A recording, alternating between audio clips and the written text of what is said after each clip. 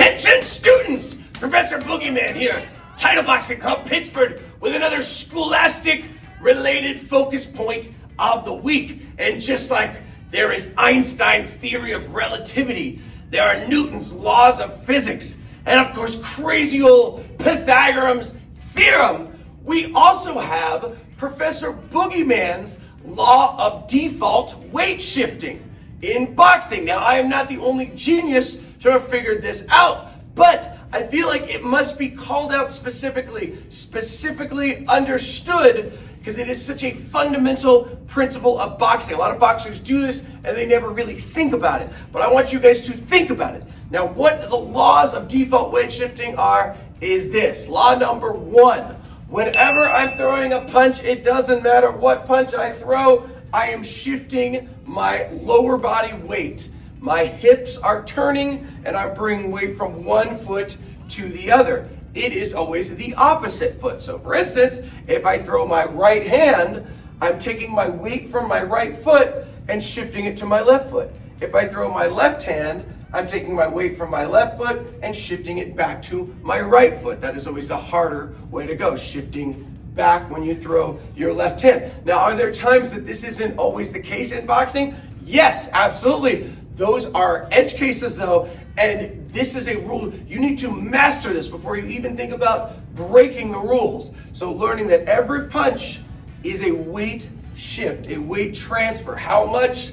We say anywhere, can be 60-40, can be 70-30, can even be 80-20. You just want to make sure when I'm shifting my weight, if I'm throwing my right hand, I'm not leaning way over with my head. We don't want that. It's the lower body that shifts.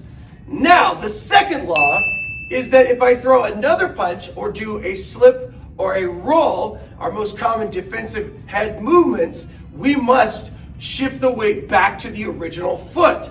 So what I'm saying is if I throw my left hook, I bring my weight to my right foot, my weight is shifted back.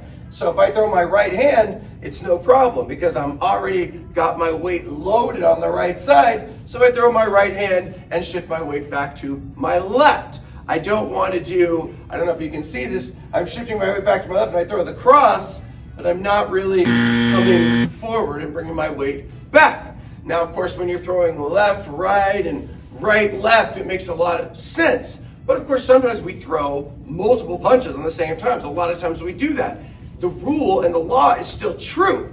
So if I throw my left hook and I want to throw, let's say, another left hook, I'm not going to just throw it from here. I'm going to shift my weight back to where I started before I throw it again. This is otherwise known as a reload. We talk about this in class all the time. Now, it applies to head movement defense as well, slips and rolls, because those are the same thing, shifting weight from one foot to the other. So if I throw my left hook again, my weight should be on my back foot. The only way I would slip by default is back to that left side. Same thing with the roll, back to the left side. That's the only way. If I throw my right hand, it's the other way. My weight is on my left foot. So my only slip options, or my main slip and roll options, are going back to that right side.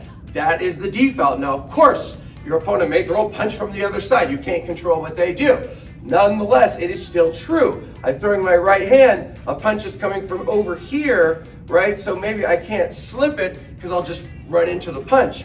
But I still have to get my weight back before I can do that. So that's why sometimes we do like a slip roll. We've got to reset the weight before we do the defensive move to the same side that our weight is on. It's hard to do that, and a lot of times in those cases you end up blocking. But anyway, I won't get into that. In fact, I'm going to talk about a very simple drill that can help you to master this. And again, it might sound like a little thing, or it might just sound like a bunch of crazy words you don't know what I'm saying, but I'm telling you, once you get this down, it changes everything. There's probably no bigger breakthrough moment in boxing, in your boxing journey, than when you get this. So here's a very simple drill that I like a lot. It is a cross, hook, slip, hook, cross, slip, cross, hook, slip, hook, cross, slip, cross, hook, slip. And you can do this with rolls as well. Roll, cross, hook, cross, roll. The default weight shifting, you will burn that into your brain and get your body used to doing this. Shifting weight back and forth from left to right. That is what it's all about. So we're going to do that drill in boxing. And it's funny, it might sound simple, but it screws everybody up all the time because they're like, well, which way do I slip? I just threw my hook. You slip back to where you were.